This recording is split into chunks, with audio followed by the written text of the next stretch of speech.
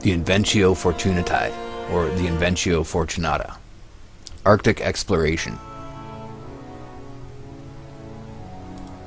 With an account of Nicholas of Lynn, read before the American Geographical Society, Chickering Hall, May 15, 1880. Reprinted from the Bulletin of the Society by B.R. da Costa, New York, 1881. Arctic exploration by the Reverend B.V. da Costa. At an early period, navigators directed their enterprise towards the north. Encouragement to explore a region invested with mystery and romance was found in the fact that great currents, both in the sea and the air, were ready to serve as guides and help them on their way. Nature appears partial towards the north, as the equator of heat is by no means coincident with the equatorial line. In portions of the Pacific, the equator of heat indeed runs south of the geographical equator, but elsewhere it sweeps 10 degrees north of the line, and from thence hot waves are thrown off towards the pole. When battling his way towards the high latitudes, man acts in sympathy with the mightiest forces of nature. The magnetic needle, pointing steadfastly towards the north, is the index of his mind. This joint tendency of nature and man is prophetic and tells of a triumphant result.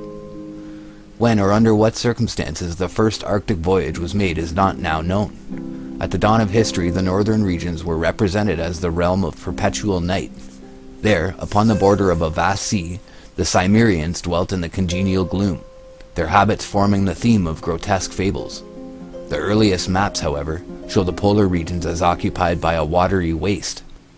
While there are a few statements that come to us from that early period, which are more definite than that of Simnus of Clio, who flourished about 900 years BC, and who says in his fragments that at the extremity of the Celts is a boreal peak. It is very high and sends out a cape into a stormy sea. Latron thinks that the word for Mount Meru is a poetical expression, and the word looks like Ern An or Zern An, is a poetical expression indicating some mountain chain whose peak performed the same office in the north that was filled by Etna in the south, Caucasus in the east, and Atlas in the west. The earliest voyage to the north is that claimed for Pytheas, the distinguished Phoenician astronomer and geographer of Marseille, who flourished 320 BC. His works were extant in the 5th century, but are no longer found. Pliny and Eratosthenes gave full credit to his narrations, though Strabo shows great hostility to Pytheas, whose accounts he refused to receive, saying that he made use of his acquaintance with astronomy and mathematics to fabricate his false narrative.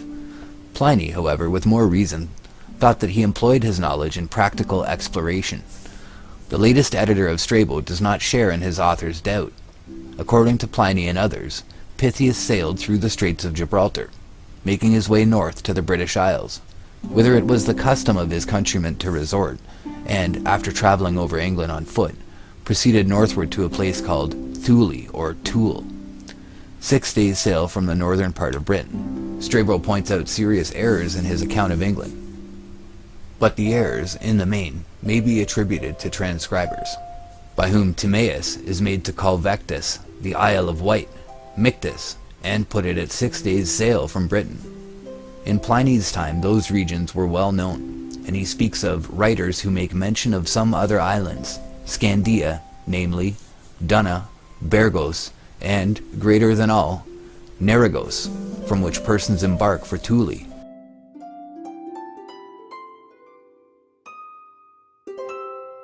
Pliny's Natural History, Book 2, Chapter 75, and Book 4, Chapters 13, 30, and 36, or 80 and 86.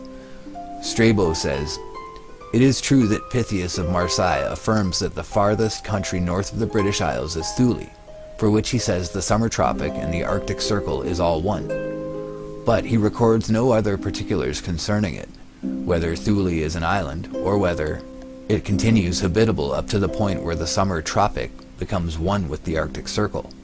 Book 2, Chapter 5, 8. Strabo's editor says on this, that the summer tropic being placed at 24 degrees from the equator by Strabo, and most probably by Pytheas, the latitude of Thule or Iceland would be fixed at 66 degrees north, which corresponds with the north of Iceland, where the two tropics would join and become one. To the foregoing may be added another criticism on Strabo, which has an effect opposite to that intended, as the marine sponge is nothing but the soft ice which forms in the north. It is likewise he who describes Thule and other neighboring places where, according to him, neither earth, water, nor air exists separately, but a sort of concretion of all these resembling marine sponge, in which the earth, the sea, and all things were suspended, thus forming as it were a link to unite the whole together. It can neither be travelled over nor sailed through. Book 2, Chapter 4, 1. So this is the piece that I've read from previously in another movie that I did a long time ago. But this is the interesting part that comes from Pliny and Strabo regarding the pole, saying that there is a concretion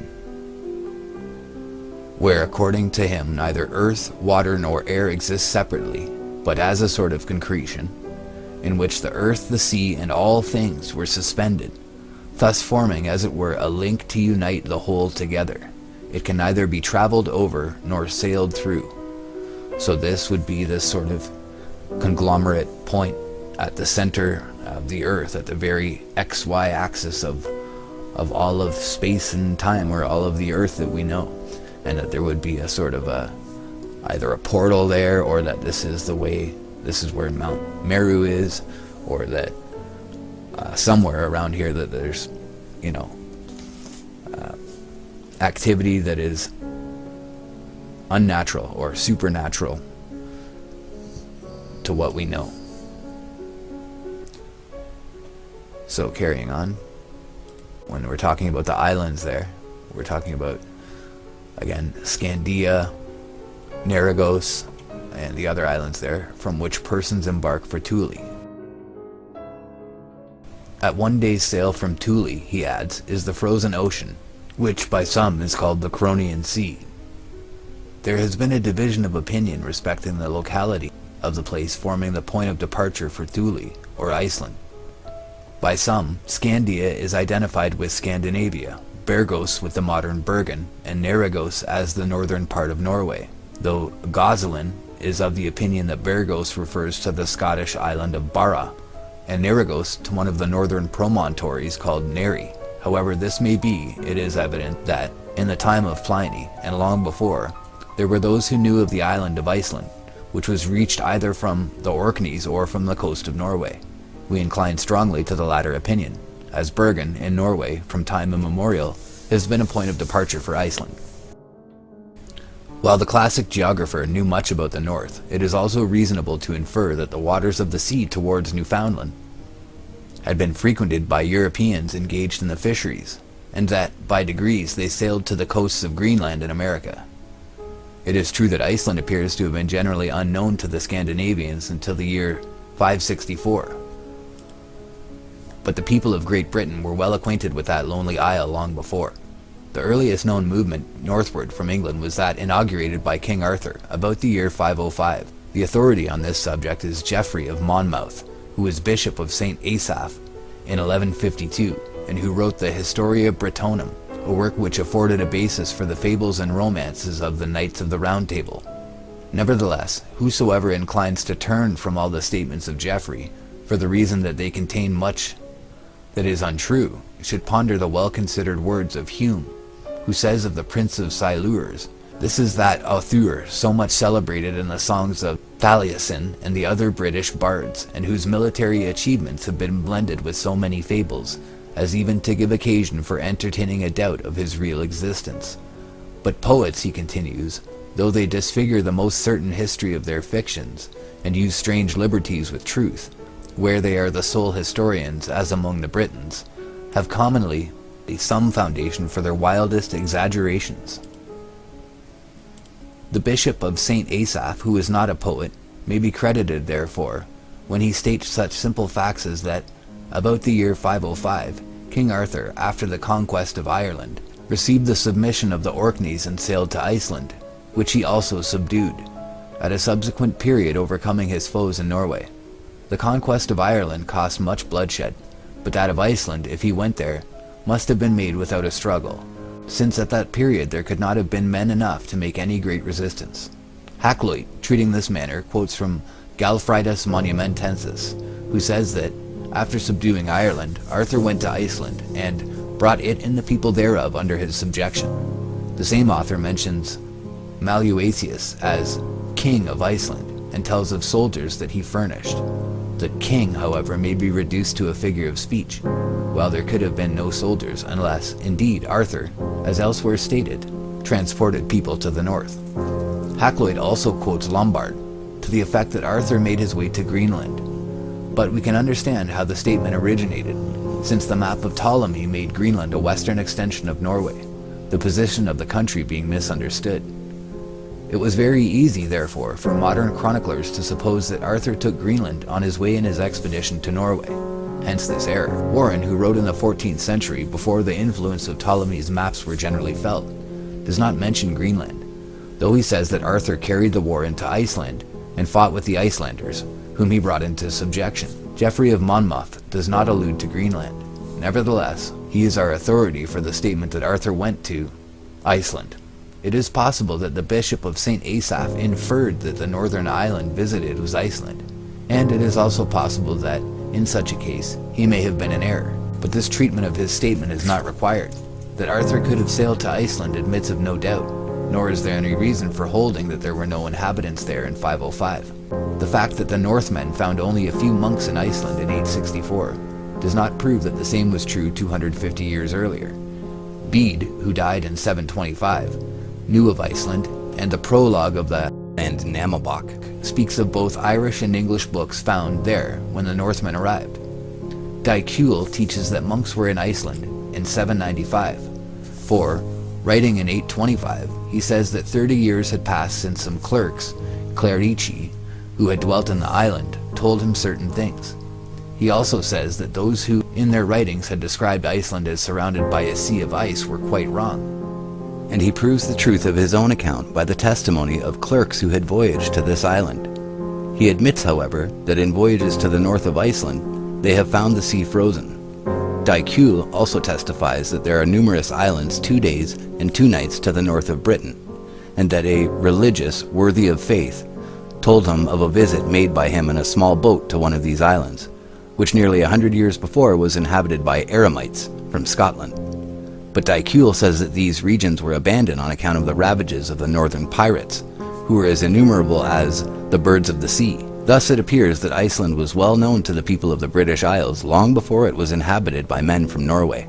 And we can readily understand how the population that probably existed in Arthur's time may have been reduced by piraterial incursions, until, in 864, the Norwegians found only a few anchorets dwelling there. The narrative of Geoffrey of Monmouth is, therefore, perfectly consistent with known facts, and the expedition of Arthur to Iceland may be regarded as historic. It is now apparent that, in the century before Dicule dated his book, the British Islands were in communication, and chiefly through the medium of the monks, who, as is well known, were bold and skillful sailors, pushing far out to sea in boats of wicker or hide. How long this communication was kept up by them cannot now be determined. It is probable that it was never suspended. The Anglo-Saxon map of the 10th century shows that the sailors and geographers of England were acquainted with the Northern Sea, the Anglo-Saxon map. Beyond Iceland was the open sea, into which Dicule's informants, the religious, whom he styles clerks, had so boldly sailed, until they reached the barrier of ice which bars the course of the explorer today. We have already seen that Arthur did not visit Greenland, yet that that part of the north was reached about the time of Arthur admits of little doubt. It is true that the discovery of Greenland has been generally assigned to the period of Eric the Red, who went to Greenland in 985.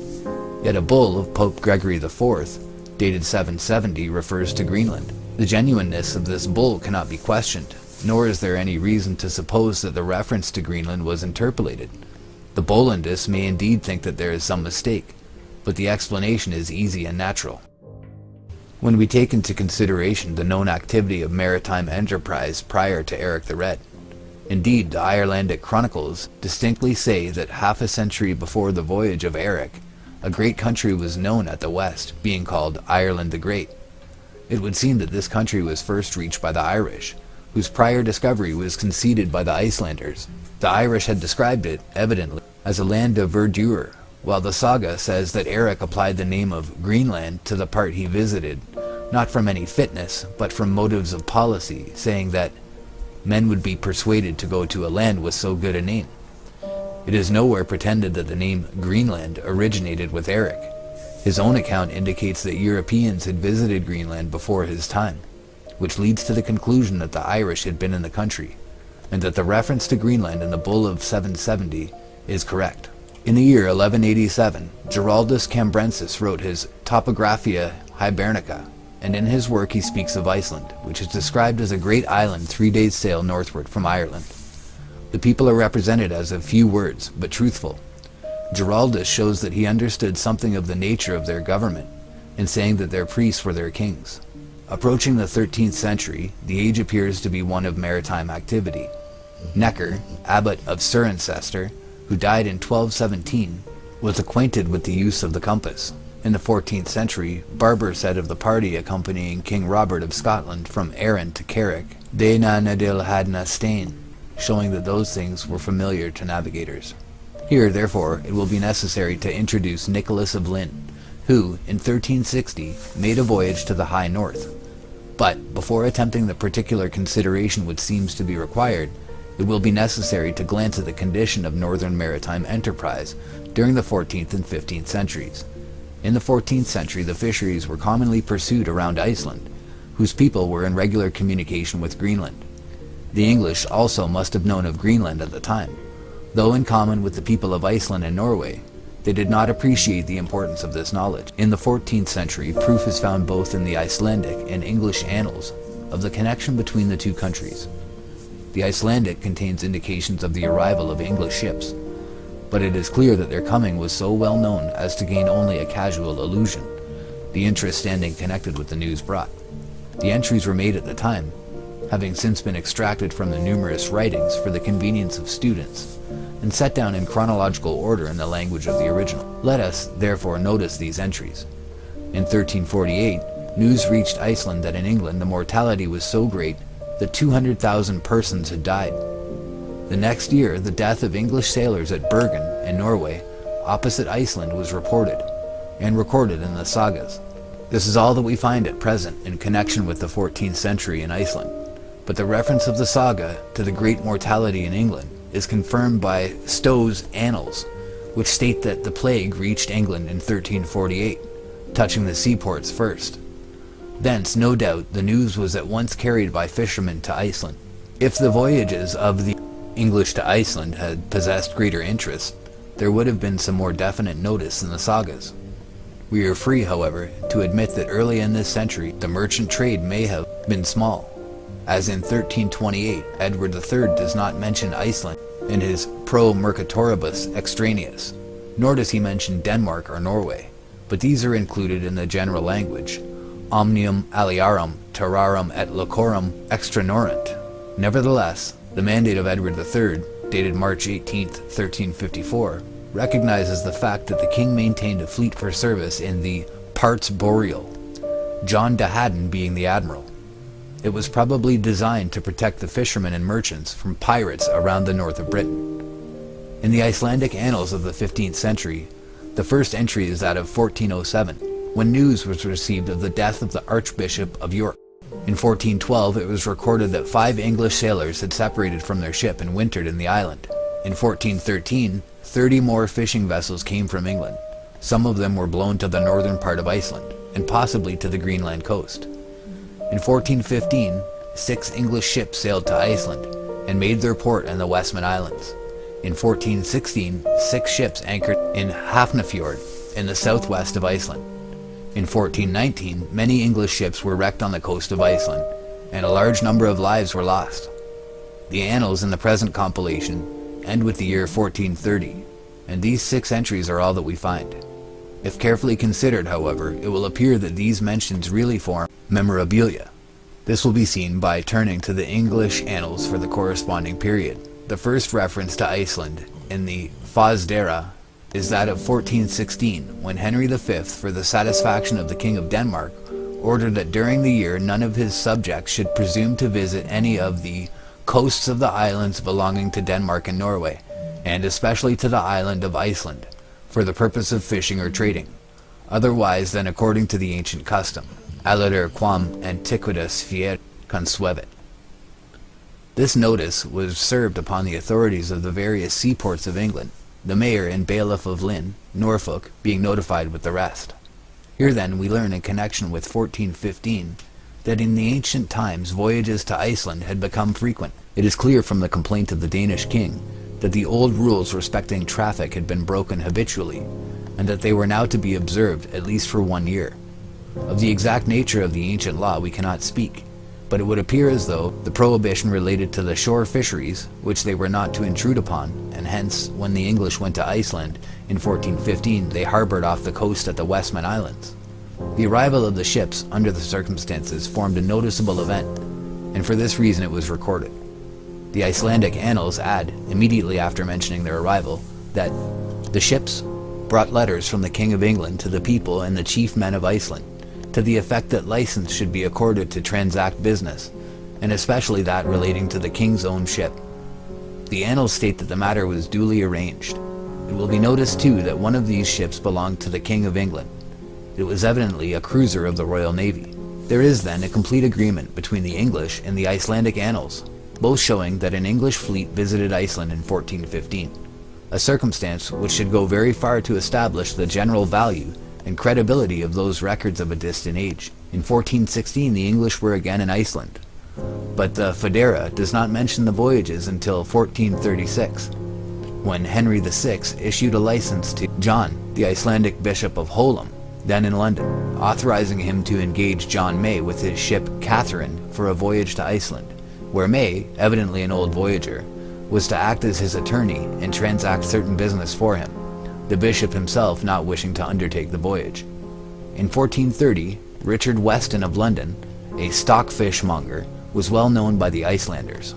Reading this little note here from the Ebed, these supplies were sent to the Bishop of Skelboli, who alone was authorized by the Synod of Denmark to supply the elements of the sacraments to the churches.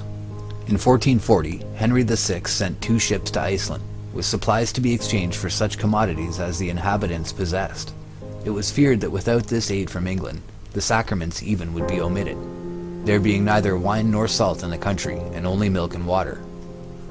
In connection with the year 1445, another voyage is indicated by the Admiralty Black Book, action having been taken against William Bigman and 2 men of Lynn, who visited Iceland in a dogger called the Trinity, and kidnapped a boy whom they brought to Sweetsham and held in servitude contrary to law. In 1450, a treaty was made between the kings of Denmark and England, which prohibited trading in Iceland, but a special provision of Parliament exempted Thomas Caningis, mayor of Bristol, from the prohibition in consideration of his great services to Iceland. He was accordingly allowed to send 2 ships thither to load with fish or other commodities. His trade with Iceland was a matter of general knowledge, and throws additional light upon a certain remark by Columbus. To avoid interrupting the course of the narrative respecting Iceland, allusion to the voyage of the Zeno brothers was omitted in its proper chronological place. This voyage was made to Greenland, and a part of the American coast called Estotaland and Drogeo, but it is not desirable to dwell upon such a familiar theme here. It suffices to say, whatever may be the obscurity of portions of the narrative, that its authenticity never would have been questioned, if it had been understood that at the time the voyage was made, the seas at the north and west were well known and frequented, of which fact ample proof has now been given. The Zeno map, published with the narrative in 1558, shows that the Zeno family had a knowledge of Greenland that could have been obtained only during the pro-Columbian times. In this connection, the investigator must not overlook the voyage of Skolnes the Pole, which took place in 1476. Hakluyt says that this voyage is mentioned by Gemma Frisius and Jarava. It is certainly referred to on an ancient globe of about 1540, preserved in Paris, and known as the Rouen Globe, whereon, near the northwest coast of England, is a legend declaring that Skolnes reached that point in 1476. This globe seems to antedate Gomara, 1553, the earliest author that the writer has been able to consult. Next, attention should be directed to the voyage of Columbus, of which the Genoese himself gives the following account. In the month of February 1477, I sailed 100 leagues beyond the island of Thule or Thule, the southern part of which is distant from the equinoctial 73 degrees, and not 63 as some wish it to be. Nor does it lie upon the line where Ptolemy's west begins, but much more toward the west. And to this island, which is as large as England, the English come for traffic, and especially those of Bristol. And at the time I was there, the sea was not frozen, but in some places the tide rose 26 fathoms, feet, and fell the same. Hakluyt makes his reference in a general way, giving neither chapter nor page. Frisius published De Principiis Astronomiae and Cosmographie, and c. in 1530. The Cosmographia of Hieronymo Jarabo was printed in 1556. Gomara mentions Skolnus in his Historia, chapter 36, edition 1553. See the sailing directions of Henry Hudson, page 23, in connection with Whiteflight and Pontanus. For Hakluyt, see Maius Cole. Okay, and I'm going to skip down. Historia de Esti Fernando Columbus. Barachia is evidently a clerical error, as the original Spanish will doubtless show, if ever found, that Columbus was familiar with the map in the Ptolemy of 1485, showing the northern regions with Greenland as an extension of Europe can hardly be doubted. His remark respecting Thule or Thyle appears to be intended almost as a correction of this map, on which the Orcads and Thule are laid down north of Scotland, Thule being in 63 degrees north, while it appears again further north as Icelandia. Whoever wrote the life of the admiral, there is no question but that he made the voyage. Finn Magnusson has pointed out an interesting confirmation of the statement of Columbus respecting the mild weather in 1477, where he shows, from the annals, the remarkable fact that in 1477 snow had not been seen at Eyjafjord in the north of Iceland as late as March. To this period belongs the voyage of Robert Alcock of Hull, who in 1478 was commissioned by Edward IV to send a ship of 240 tons to Iceland, which was to reload with fish or other goods. He was licensed again in 1483. Chaucer, in the prologue to the Canterbury Tales, shows by his shipmen something of the activity of the British sailor in the time of Nicholas of Lynn. It is said that, of nice conscience took he no keep, but of his craft to reckon well his tides, his streams and his strands him besides, his harbor, his moan, and his load-mange.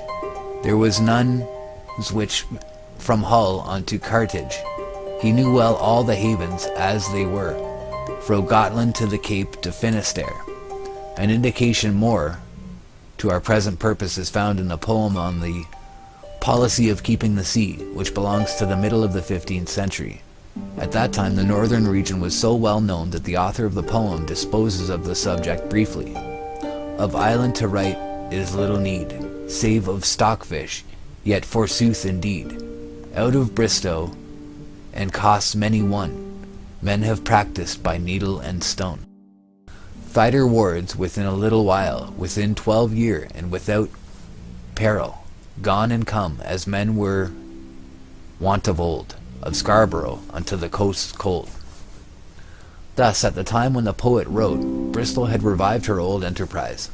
The maritime enterprise of this period is greatly underrated by Mr. Froude. The sketch thus given of maritime enterprise towards the north, and especially during the 14th and 15th centuries, is quite general.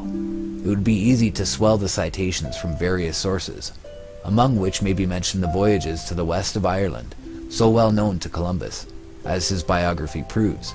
Yet enough has been said to show the real character of the period in which Nicholas of Lynn flourished. The times, both before and after the general date assigned to his voyages, were marked by great activity, and expeditions to the north were so common that neither the English nor the Icelanders took the trouble to mention them, except when they stood connected with circumstances of particular interest. The intercourse between Iceland and England was so frequent that sailors like John May, who served as the representative of the Bishop of Holum, must have acquired a fair knowledge of the language spoken in that distant isle. Indeed, at one time, under the Normans, the Icelandic tongue gave a person the advantage at the courts of both England and France. But enough has been said to prove that the voyage of Nicholas in 1360 formed no novelty. It was the alleged circumstances attending his voyage that rescued his name from oblivion. His actions take their place with entire naturalness in the annals of his age, there being nothing in the nature of the voyage towards the pole to challenge belief. But it will be proper here to speak of Nicholas himself. Quaint Andrew Fuller, in his Worthies of England, says that no country doth carry a top and gallant more high in maritime affairs than Norfolk, and in speaking of the seamen, bids none be offended if a friar be put in front of all the rest. The friar alluded to was Nicholas of Lynn. This individual was born in Lynn, Norfolk, at the end of the 13th century, or at the beginning of the 14th. Of his ancestors nothing is known, and but few of the particulars of his life are now accessible. Richards, in his History of Lynn, has made some statements that relate to certain points, but we are unable to say how far they may be verified. It is nevertheless certain that Nicholas was a navigator and a laborious student, and that he resided for a time at Oxford. He was well known by Chaucer, who, in his treatise on the Astrolabe, speaks of him as Frere en Len, a reverent clerk. Bale says that he excelled in arithmetic, geometry, music, and astrology. And it is a curious fact that the Nicholas of Chaucer's Miller's Tale is represented as possessing the same acquirements. Chaucer also makes him a student at Oxford, calling him Hond, or handsome Nicholas, and surrounding him with the implements of his profession. His Almagest Ptolemy, and books great and small, his Astrolabe longing for his art, his augury stone laying fair apart, on shelves overhead at his bedside bed, his prone recovered with a folding red, and all about there lay a gay so-tree, on which made on night's melody, so sweetly that all the chamber song, and Angelus ad Virgenem he sung. The Miller's Tale also indicates the possession of certain nautical tastes on the part of the hero, and the device of the tub may have been intended as a playful allusion to some attempted navigation by Nicholas of Lynn. It is possible, therefore, though Chaucer speaks of him with much respect in his work on the Astrolabe, that in this tale, several versions of which have been brought out by the Chaucer Society, he makes an allusion to some adventure which happened while he was a student, and before he had acquired the character of a reverent clerk. It would appear that, like Chaucer himself, Nicholas was in favor with the famous Duke of Lancaster. Heilbronner says that Nicholas flourished about the year 1355, and that he ended life a cenobite, but what portion of his life was spent at sea does not appear. It is possible that he went to the north with the Norfolk fleet, and it would seem that he was a practical navigator. However long he may have followed the sea, he at last found grateful repose within the cloisters of his convent, devoting his days to science and religion. His voyage must have been made from the port of his native town called Lynn Regis. The town was one of great antiquity, having received its first charter from King John, this being followed by no less than 11 others, all of which, with their seals, are still carefully preserved. At a very early period, Lynn was an important seaport. It contained various convents and churches. The latter, in connection with numerous crumbling antiquities, render Lynn a place of very great interest. The thoughts of the people, like the air of the town itself, were full of the ocean breeze, and even the monk in his cell felt many of those subtle influences which pervade the maritime provinces, and invite men to wander abroad. In the case of Nicholas, duty may have united with natural inclination in alluring him away upon unknown seas. At all events, he became a sailor, and, as Chaucer writes, with many a tempest had he his beard he shake. Thus he won his place as a mariner in the annals of his time. Two works have been attributed to Nicholas of Lynn: the Inventio Fortunatae, a copy of which he presented to Edward III, and an astronomical calendar adapted more or less to practical navigation. The latter is still preserved, and its contents are indicated by Bale. It treats of the length of the days, the opposition and conjunctions of planets, and gives a table of eclipses calculated for 75 years, together with a description of astronomical instruments. The work by which Nicholas of Lynn will longest be remembered is not now to be found. It is possible that if a copy were discovered, it would add little to his fame. It may have appeared in print at the end of the 15th century, though no mention of its publication has been pointed out. Its disappearance under any circumstances is not a matter of surprise. since of many important works once well known no copy remains today, while of others there are only one or two examples. Unfortunately, we know almost as little about the voyages made from Lynn by the fellow townsmen of Nicholas as about the book in question. Many hardy mariners sailed from the port of Lynn, but of their enterprise at the north only the most scanty memorials remain. It is nevertheless clear that their activity was appreciated by Edward III, while their neighbours of Blakeney were several times favoured by that king on account of their superior merit. But while mention has been found of no particular northern voyage from Lynn, we must not forget the fact already stated, that in 1415 the people of that place were ordered to make no voyage to Iceland except in accordance with the rules observed in ancient times. Possibly, therefore, one of the 5 ships reported at the north in 1415 was from Lynn. It may also be noticed that in the ancient manuscript records of Lynn, there is a reference to armor for the use of the North Fleet. There is one curious thing to be mentioned, namely that on certain maps of the Orcades, and notably on Black's Atlas, some rocks are laid down north of Ronaldja as altars of Lina. In an old folio on the Orcades, there is the following: the altars of Linnae reach above 1/4 of a mile from the shore, and are visible with low spring tide. Thus far, however, it has been impossible to discover any tradition in connection with these rocks, though it may perhaps be admissible to suppose that, in voyaging northward, Nicholas was accustomed to stop at the Orcades, and that in some way his name became connected with these rocks, which formerly must have risen high above the sea, presenting a marked appearance suggestive of altars. Among the manuscripts of Sir Thomas Hare at Stowe Hall is one which, under date of March 16th, 1337, mentions a ship at Lynn called the Petra, Edmund Ferrers of Wiggindale being master.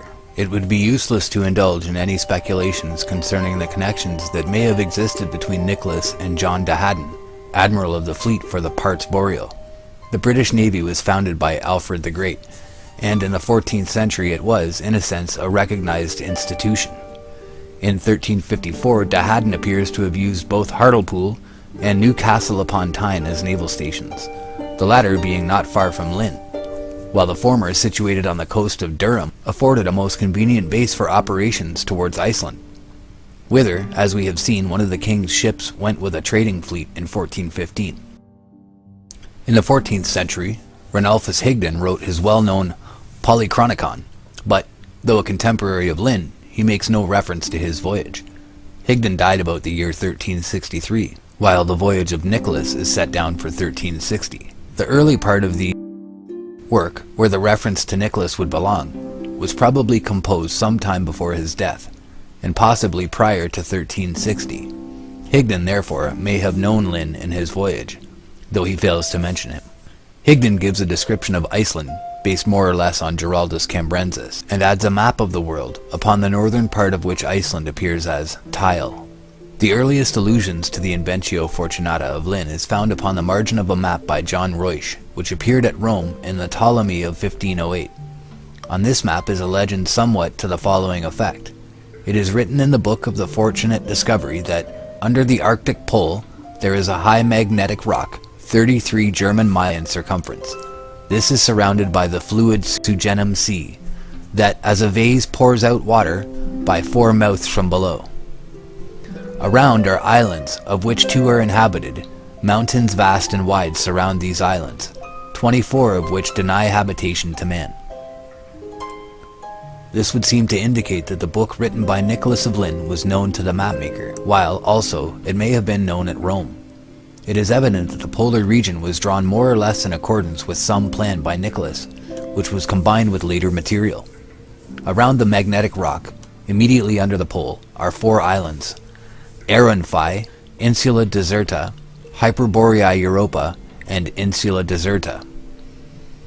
Outside of these islands are smaller and mountainous islands, arranged in a semicircle, while the peninsula of Pylopalanti, with its base resting upon Europe, pushes out into this druidic arrangement of islands, bearing up what is intended to represent a church, with the legend Sancti Adolphi. Eastward of this peninsula is the Provincia Obscura and the Mare Sugenum.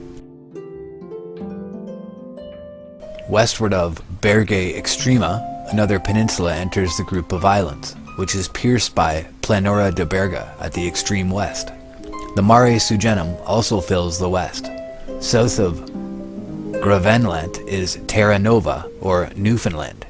From the Mare Sugenum, the water flows northward through the 4 openings into the polar basin. The arrangement is curious, yet not wholly without resemblance to what is found in nature, for what is called the polar basin is fed by several vast streams pouring into it from the warm regions at the south. These streams also create countercurrents, which flow southward, bearing enormous quantities of the heaviest ice. Nicholas of Lynn doubtless understood something of this fact, but it would appear from the use he made of Giraldus Cambrensis, who wrote in 1187, that unfortunately he gave the author of Topographia Hibernica the credit of being better informed than himself. The monk of Lynn was clearly indebted to Giraldus for the description of the streams. In turn, Giraldus refers to the philosophers who described them. A section of the map of Reusch, 1508. We'll flip through a few of them, and you can have a look at the islands that he's talking about here.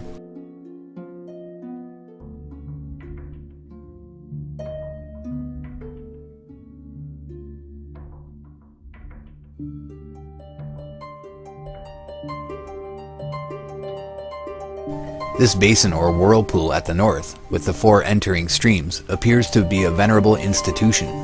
Yet it may, after all, be founded upon what is observed today, in connection with the Gulf Stream and the Kuru Siro, and may be connected with the observations of such navigators as Pytheas, who went to the north. The magnetic rock under the pole, on the map of Reusch, or rather, we may perhaps say, of Nicholas, deserves attention, as it has been claimed that the monk had applied his mind to one of the most difficult of problems, and that the magnetic mountain stands for the solution thereof. The attention of Humboldt does not appear to have been drawn to Nicholas, but in treating the history of the magnet, the great investigator calls attention to the fact that, on the remarkable chart of America, appended to the edition of the Geography of Ptolemy, published at Rome in 1508, we find the magnetic pole marked as an insular mountain north of Greenland. In 1616, Martin Cortez placed the magnetic pole further south, as did Sanudo in 1588. That Nicholas entertained fanciful notions is not at all strange. Sanudo held that if men were ever so fortunate as to reach the magnetic pole, they would experience some miraculous effect. Columbus likewise was full of curious fancies, holding for instance that, west of the Azores, ships sailed uphill towards the unapproachable paradise. It would have been a happy thing if the false notions of Nicholas of Lynn had not misled others. First, however, it must be indicated that the magnetic mountain of Lynn was borrowed from the early philosophers and geographers. Galen reports magnetic rocks on the coasts of the Indian Ocean, and St. Ambrose echoes the idea, while the Arabic geographer Edrisi of the 12th century, author of a map of the world of the year 1154, reported a magnetic mountain at the mouth of the Red Sea.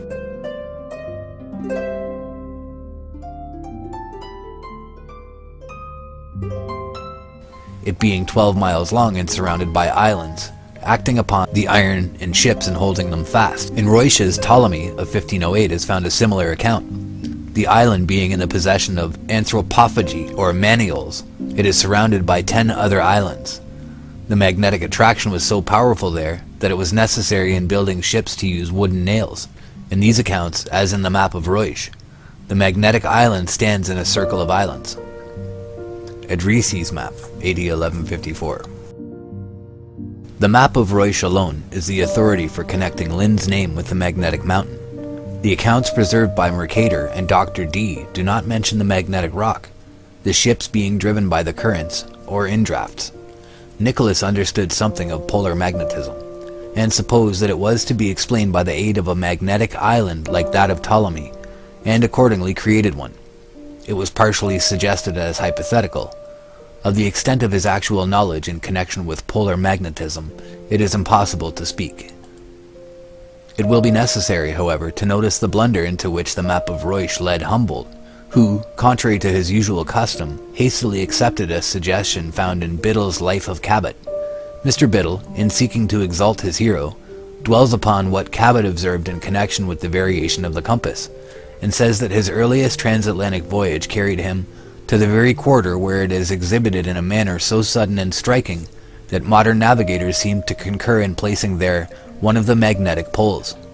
As respects the locality of the voyage in question, however, there is much doubt, the so-called map of Cabot being no authority on the subject.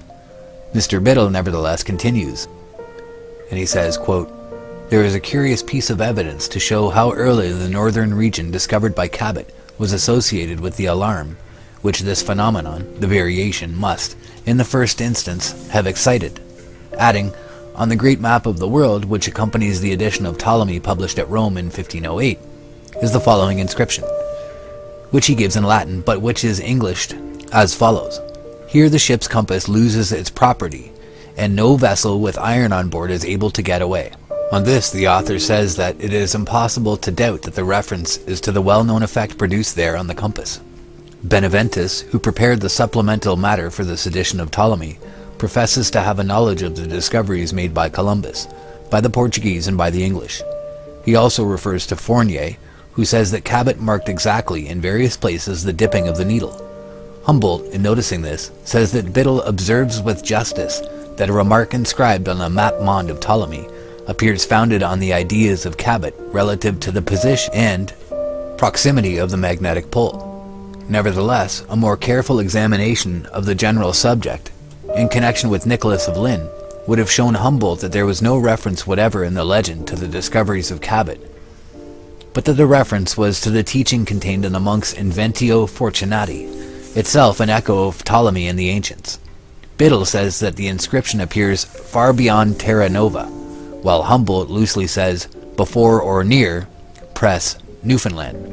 Both are quite wrong, as the legend stands north of Greenland, and Iceland at the entrance of the Polar Sea, evidently being placed there for the reason that there was not sufficient room near the magnetic mountain. Humboldt, by the aid of Mr. Biddle, simply fell into a blunder, confusing a monastic hypothesis with the supposed record of an actual observation by Cabot. This error does not appear to have been noticed hitherto. The arrangement of the land and water around the pole on Ruysch's map is conventional, and it may be questioned whether the great peninsula called Grunland was a part of Lynn's plan. At all events, he had ample opportunities of becoming acquainted with Greenland when making his voyage to the north, as in 1379 the Icelanders were still well informed respecting that country. Indeed, there is good reason for supposing that the map of Ruysch shows less knowledge of Greenland than Nicholas possessed, as the monk was a contemporary of the Zeni and Bardson, for it was during the lifetime of Lynn, 1340, that Ivar Bardson went from Norway to Greenland for the relief of the colonists there. Next we pass to the map of Orontius Fine of the year 1531, which shows the influence of Nicholas as exerted by Ruysch, for there is no evidence at hand proving that Fine had seen the book called Inventio Fortunatae. Fine's map represents the circumpolar region complete and retains the 4 inner islands shown by Ruysch. The outer circle of islands is broken, while Greenland appears as an island widely separated from Asia. Iceland and the Orcades appear in their proper relative positions. Bacalar, which included Newfoundland and Labrador, being a part of Asia, in accordance with the Columbian idea. The next trace of Nicholas, the monk of Lynn, is found in the work of Las Casas, written in 1552-61, where he speaks of floating islands and refers to those of northern Italy mentioned by Pliny, and where he also mentions the floating pumice stone described by Seneca. Passing from these cases, he mentions certain islands which swim on the water, saying, "Of this kind must have been those which are called St. Brandon, in whose history it is said, you may read of many islands that were seen in the sea surrounding the islands of Cape Verde and the Azores, which are always in a state of conflagration, and which must be similar to those spoken of above," adding, "Of the same mention is made in the book of Inventio Fortunatae." Nicholas of Lynn also appears upon the map of Mercator, 1569, whereon the polar regions are delineated more or less in accordance with the conceptions of the famous monastic voyager, while the map shows that Mercator obtained his information through Chnoinen.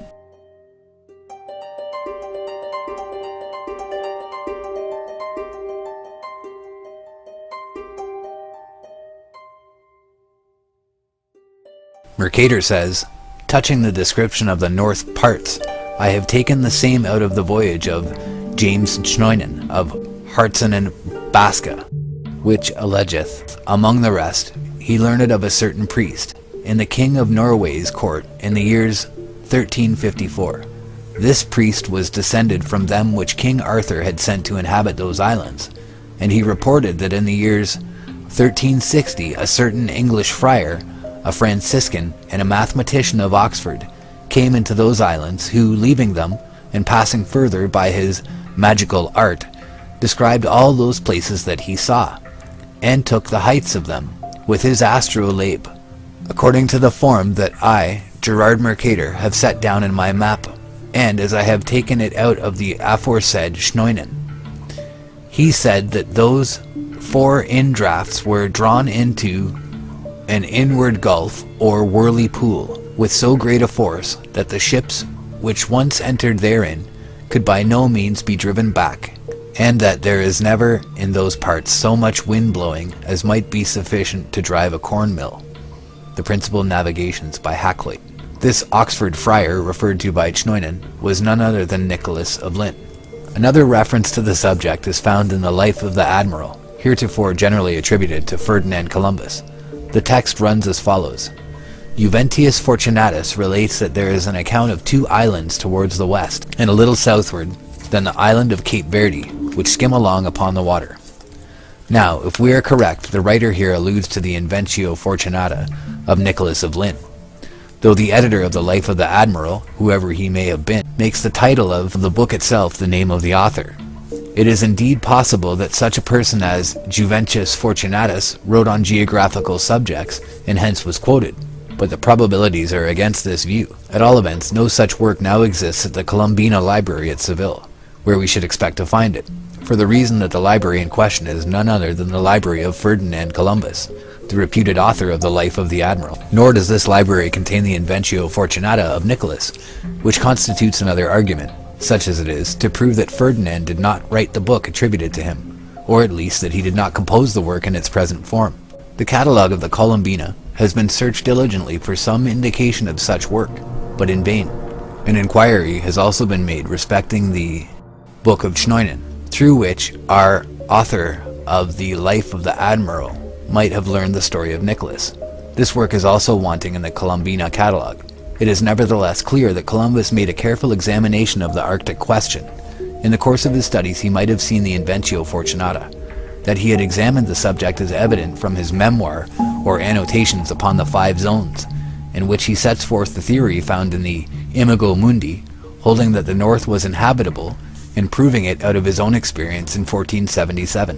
In 1589, Blundeville expressed an opinion derogatory to Lint, holding that the voyage attributed to him could never have been performed without the aid of some cold devil. We now pass to the celebrated Dr. John Dee, a large number of whose invaluable manuscripts were destroyed by a mob at Mortlake in 1583, who evidently knew the manuscript of Nicholas and Hakluyt. In 1599 gives an additional testimony from the astrologer. It runs as follows. Anno 1360, that is to wit, in the 34 years of the reign of the triumphant King Edward III, a friar of Oxford, being a good astronomer, went in company with others to the most northern islands of the world, and there leaving his company together, he travelled alone, and purposely described all the northern islands with the indrawing seas, and the record thereof. At his return he delivered to the King of England, the name of which book is Inventio Fortunata, alter Fortunae, qui liber incipit agradiu 54 usque ad polum, which friar for sundry purposes after that did 5 several times pass from England thither and home again. As late as 1659, the story of Nicholas of Lint was echoed by geographers and cosmographers. Heylin wrote about the great rock at the pole and the 4 indrafts, or Europe, which swallowed up ships, and added the story of the Pygmies, mentioned on Mercator's map of 1542. Among the maps which gave more or less exactly the ideas represented by Ruysch, that made in 1572 for Munster, copies of which are found in Bell Forest of 1575. Linnecotton's map of 1593 faintly shows the Europae. The Ortelius of 1599 also shows them faintly. Under the Arctic pole is said to be a black rock of wondrous height, about 33 leagues in compass. the land adjoining being torn by the sea into 4 Greenland, for the ocean violently breaking through it and disgorging itself by 19 channels, maketh 4 Europae, or fierce whirlpools, by which the waters are finally carried towards the north, and there swallowed into the bowels of the earth. That Europae, or whirlpool, which is made by the Sathic Ocean, hath 5 inlets, and by reason of his straight passage and violent course is never frozen. The other on the back of Greenland, being 37 leagues long, hath 3 inlets, and remaineth frozen 3 months yearly. Between these two lieth an island, on the north of Lapia and Biarmia, inhabited, as they say, by pygmies, the tallest of them not above 4 feet high. A certain scholar of Oxford reporteth that these 4 Europae are carried with such furious violence towards some gulf in which they are finally swallowed up, that no ship is able, with never so strong a gale, to stem the current, and yet there is never so strong a wind as to blow a windmill. Cosmographie 2-4, page 191, edition 1859. But Blundeville, our countryman, is of another opinion, as indeed who is not, neither believing that Pliny, or any of the other Roman writers, came hither to describe this promontory, or that the Oxford friar, without the assistance of some cold devil of the middle region of the airs, and consequently able to endure all weathers, could approach so near as to measure these cold countries with his astrolabe, or to take the height of the Black Rock with his Jacob's staff. The Mercator of Hondius, 1607, wants them, but the Fasculus Geographicus of Matthew Quad 1608 shows the Europae fully, as does the Hondius of 1619, in which there is an allusion to the fabulous Chneunen. In 1625, Puribas has copied the map of Hondius, who repeats the then current account of Lynn. Further on, he says that Mercator was abused by a map sent unto him of 4 Europae meeting about the North Pole. In all these accounts there is, however, nothing to impugn the general statement respecting the voyage of Nicholas into the far north.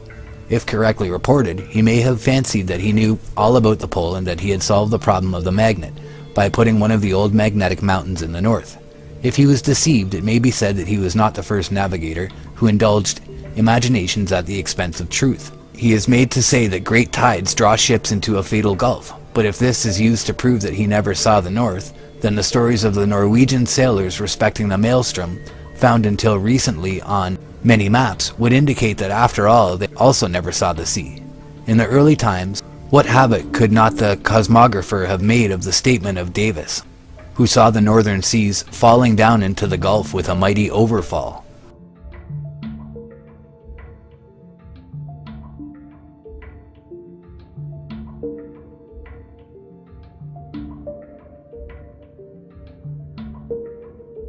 What is needed is the narrative of Nicholas, which he presented to Edward III.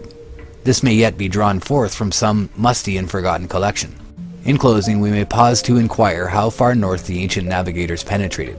The Icelandic colonists in Greenland may have reached a very high latitude during the 300 years that they visited there, but the highest point indicated is that near Cape York in 72 degrees north. Upon an unpublished Spanish globe in the National Library at Paris, of the date of about 1540, is an indication which possibly may prove that some navigator have pushed through Smith Sound and Robeson Channel. Many unrecorded expeditions were doubtless made into the north, and this globe may contain the memorial of some French, Spanish, or Portuguese voyage not far from the year 1500. In 1500 and in 1501, expeditions went north under Contarreal, who also went in 1502, never to return. On the east coast of Greenland, so far as our knowledge goes, exploration was not carried high up, though Columbus, in going 300 miles beyond Iceland, must have sailed close to the northern border of Greenland. If he had persevered, he would have struck the New World in 1477. The early navigators appear to have pushed northward to the pack ice, but there is no indication of their having known either Jan Mayen or Franz Joseph's land, though they may have seen both. The map of the Zeno brothers, the result of the voyage of 1380, stood unequaled down to 1558, no improvement in the cartology of Greenland being made until the voyage of John Davis in 1595. The results of his observations in Greenland were indicated by Molyneux on his globe of 1592 and on his map of 1600, which was engraved by Wright, being projected on the plan attributed to Mercator. The map of 1690 appears to be the one referred to by Shakespeare in Twelfth Night as the new map with the augmentation of the Indies. In 1511, the Lennox globe showed an open sea around the pole, and in 1520, the Verrazano map left the sea still open, though in the Antarctic region, a great continent was beginning to appear south of Cape Horn. Herein was the partial representation of a classic myth. On Mercator's map of 1569, the Antarctic continent exalts in astounding proportions.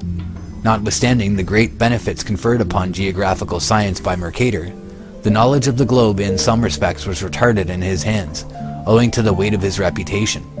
The northern region was also in time filled up, and ever since geographers have been struggling to recover the original conception of a polar sea.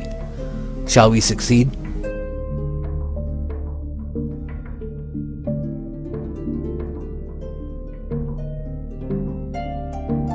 Of speculation on this point we have had enough, and the question remains to be decided by events.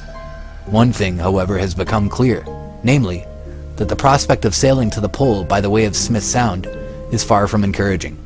Manifestly, beyond a certain point, the route must be pursued by sledging. On the other hand, the route by Bering Straits is still to be fully tested. The Jeannette under Captain DeLong, which last year passed within the ice belt, sailing for Wrangell's Land, is yet to be heard from. The establishment of the proposed colony at Discovery Bay in latitude 81 degrees 44 minutes north also awaits its accomplishment. When this is done, as probably it will be done in the summer of 1881, explorers will be prepared to make fresh advances north of Smith Sound, and thus enter seriously upon the work of reaching the pole. Captain Nares predicts that this can never be done, as in his judgment the ice is too rough for rapid sledging, while a powerful current is continually carrying the ice southward. The opinion of so brave and skillful an officer is not to be treated lightly, yet there is no proof that the current always acts as it did when Captain Markham made his great sledge journey to 83 degrees 20 minutes north, the highest point yet reached, nor that the ice is always in the same rough condition that made his progress so slow. These are points that remain to be decided by a permanent colony.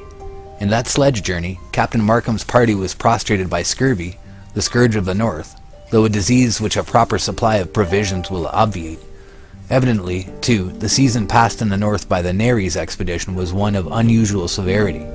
As it remained, Captain Markham reached a point where the water had shoaled to 70 fathoms, indicating approaching land. They turned back when only 399 miles from the pole. It is not unreasonable to suppose that land actually exists a short distance north of this point. If so, that land may be gained and used as a base of operations for the regions beyond. The question of reaching the pole is now being resolved into one of equipment, while in this department something is yet to be learned. The first thing to be achieved is the establishment of the permanent colony at Discovery Bay, after which must follow the use of every appliance that science and ingenuity can devise. In this respect, the Nares expedition was not altogether perfect. Indeed, no temporary expedition can meet all the conditions. Permanence in operation must characterize any successful plan to reach the pole. The explorer must be made independent of ships. He must have adequate means of resisting the cold, and anti-scorbatics that will ensure health. These things are certainly possible, and when secured, the Arctic adventurer can bide his time and await the favorable season, in the meanwhile spending his time in those general observations that will prove of such incalculable scientific advantage. Haste will form no part in that great campaign which must conduct the explorer to the pole. The work will require time and the highest courage and perseverance. The explorer will have no assistance from the natives beyond what he gains from those who live south of Discovery Bay. That he will find as he pushes into the far north. Any Arctic Highlander living in exclusion with herds of muskox and reindeer is a mere chimera. Ellesmere Land, far south of Discovery Bay, appears to be the northern limit of the Eskimo. Wherever a man goes in that high northern region, he must carry the bulk of his supplies with him, as it will be found impossible to subsist by those means employed by Lieutenant Schwatka in the southward regions while engaged in the Franklin search. Everything depends upon those calculations which will enable the explorer to gauge his strength with exactness and maintain his connection with the base of those supplies which annual relief expeditions, independently organized and maintained, will furnish in unfailing abundance.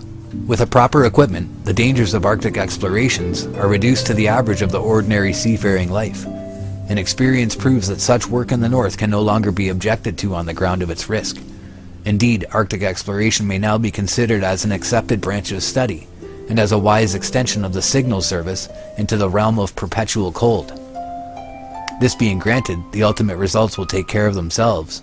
For, with prudence, courage, and perseverance, the dream of the Middle Ages will be realized, and the American flag will be planted at the pole.